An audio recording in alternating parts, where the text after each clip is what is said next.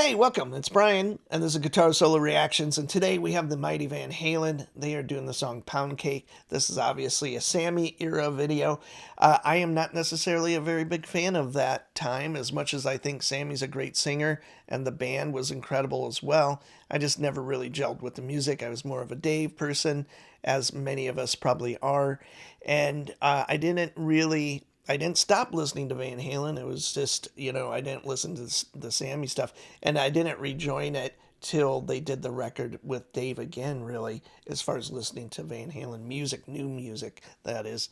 And the name of that record, A Different Kind of Truth, I thought was a decent record. And it was very presentable. And I was happy that it was a decent record. And there was actually even a live record, too, I think. And I remember listening to that. And I've seen Dave, like many of us his later years, be pretty inconsistent in his performance. And I think that's what is, difficult to see if you love early Van Halen with Dave. Is like, some shows were pretty good and some were terrible, is what it seemed like to me from a vocal standpoint, not a band standpoint.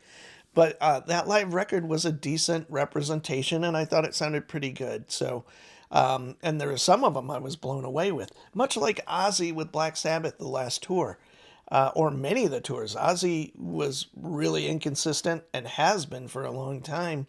And on those shows that you were lucky enough to see that were good, they were great.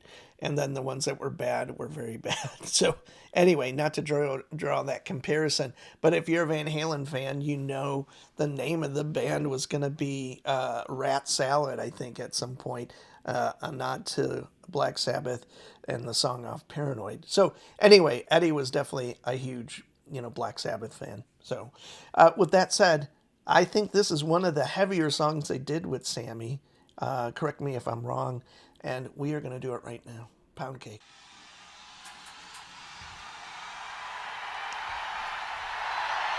What's up, Texas? I actually had that Music Man. I had the Axis. I didn't have the Eddie Van Halen model, but I had the one after he had left Music Man. And kind of a cool guitar. I didn't gel with it, but I recently also just bought one of the Star guitars, and I had missed that first run in like 2012 where it had his kind of exactly how his original Star guitar, the black and white with all the kind of paint strips and all of that stuff, that his, iconic kind of painting treatment of guitars. And I missed that one, and they were like $900. And then about a year or two ago, they came out again, but without that color scheme. They were all kind of like a matte black or olive green and all of that. So I got an olive green one, and it's pretty much an unplayable guitar for me. But anyway, I love Eddie that much that I had to get one. So.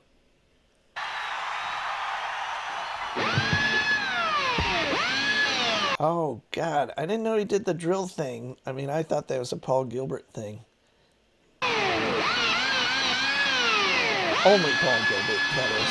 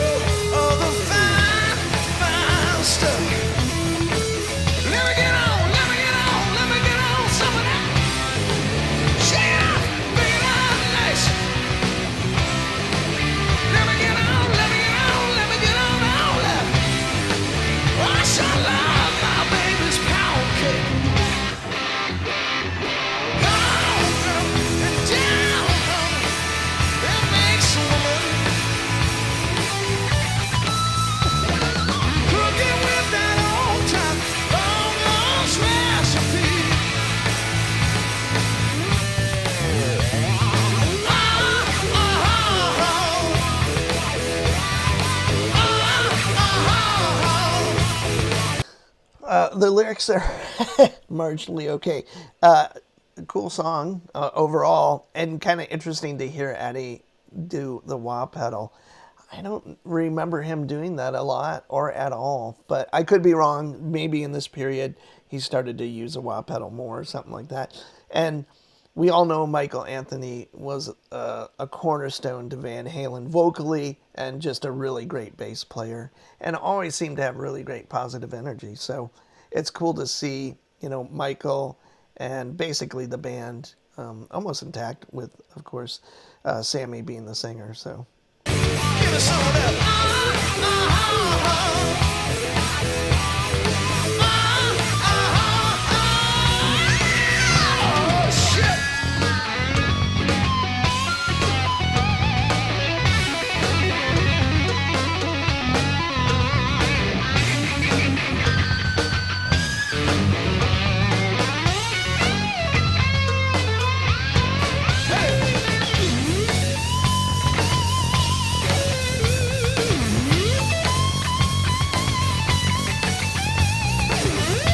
And he's using the neck pickup.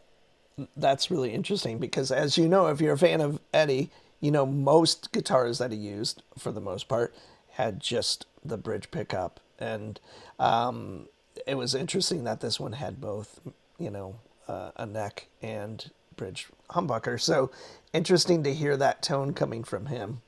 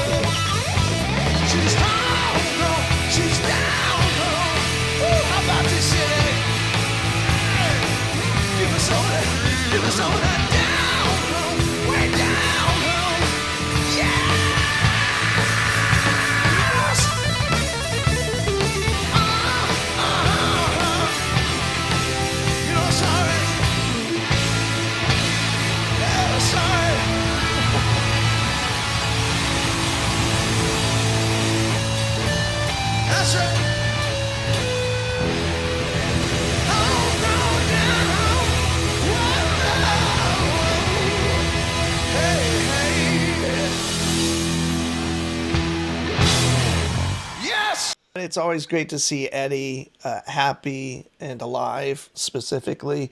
Now, this was what, 33 years ago? That was a long time ago. So they all look really young. And that's basically, what, 2 or 3 records into Sammy's stint with the band. And they had so many, reunions with Sammy, a couple with Dave, and probably some we'd never even heard about that kind of blew up.